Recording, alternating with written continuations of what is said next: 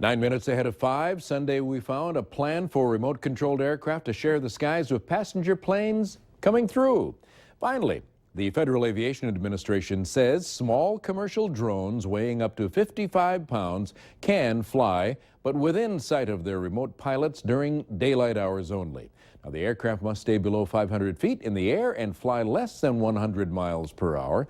The FAA asked for 60 days of public comment on its proposal for commercial drones, but industry experts expect the analysis of the comments could take 18 months or longer before the rules are completed, finalized, and published. The Association for Unmanned Vehicle Systems International projects the industry will create 70,000 jobs with a $13.6 billion economic activity during the first 3 years of legal commercial use. And we'll have more on the ag use of commercial drones here tomorrow on Technology Tuesday. Friday, U.S. House passed legislation to make the Section 179 tax deduction for equipment and property investments permanent. The measure sets the Section 179 expensing limitation permanently at $500,000. It's about more than the implement dealer. It's about more than even the Case IH plant or the John Deere plant or the Melrose Bobcat plants in North Dakota. Those are important. But it's also about the mechanic that works at the implement dealership, who's one paycheck away from not being able to feed his family.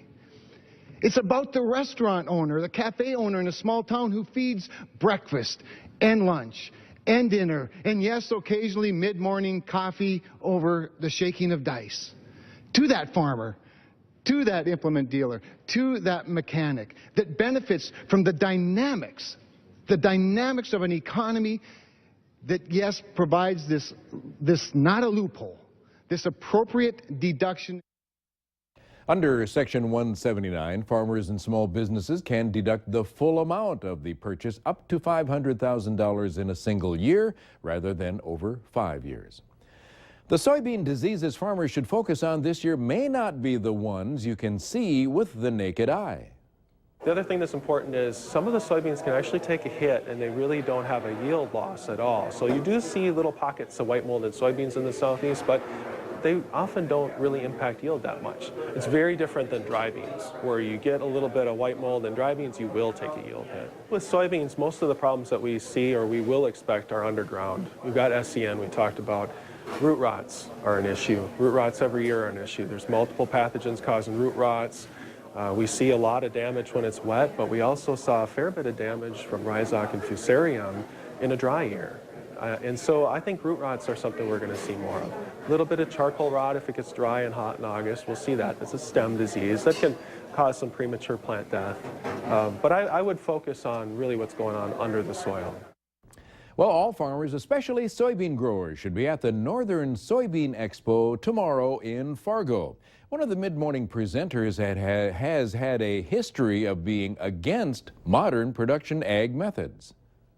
Dr. Patrick Moore, and I think he'll have a really interesting message to deliver. He's a former founder of Greenpeace International, and he really has come around to understand the science and behind the environment and bases his theories more on science and logic than sensationalism. And so he left Greenpeace for those very reasons, and I think he'll have a really wonderful message to deliver. The Soybean Expo is at the Fargo Holiday Inn. A buffet breakfast starts at 8 a.m. 4:54 is the time. Coming up next, a check of the forecast and a preview of what's coming up next on the Valley Today.